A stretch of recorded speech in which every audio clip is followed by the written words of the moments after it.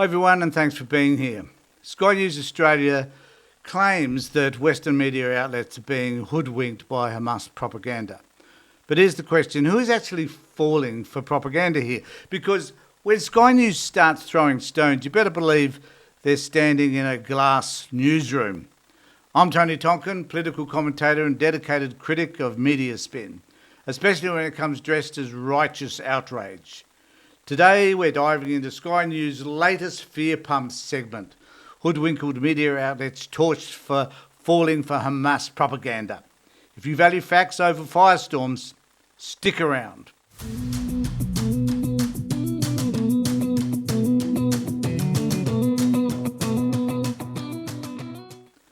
Now, this segment features Jonathan Conricus, a former IDF spokesperson, who laments that Western governments and media have supposedly been duped by Hamas. Here is what he says.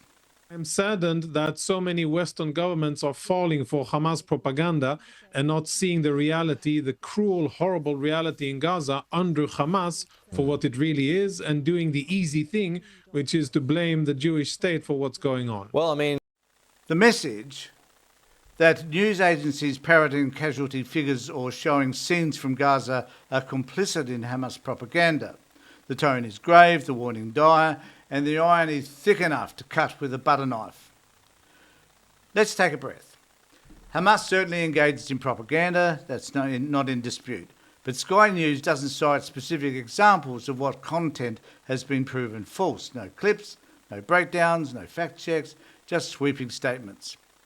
And while they rail against viral misinformation, they ignore their own history of platforming debunked claims, like the infamous baby beheading hoax, which even the Israel government later walked back.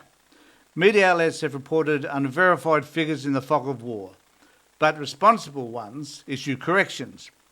What does Sky News do? They frame it all as part of a grand anti-Israel agenda. Here's where it gets sticky.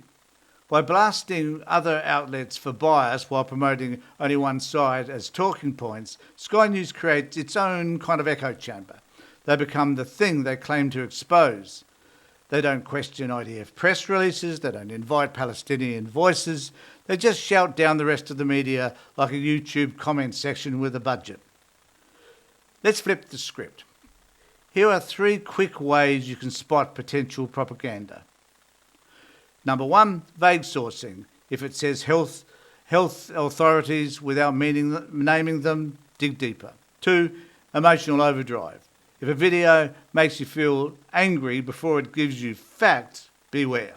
And 3, selective outrage. If a news source only calls out propaganda from one side, they're probably part of the spin. Sky News isn't doing analysis, they're doing amplification. If you're tired of being told what to think and want the tools to think critically, hit subscribe, because next time we're breaking down how casualty numbers from both sides are weaponised and why the truth usually lands somewhere no one wants to admit. Drop a comment. What media story makes you question the narrative lately? And do you think Sky News is guilty of the very propaganda they condemn? Until next time, I'm Tony Tonkin, cutting through the noise so you don't have to.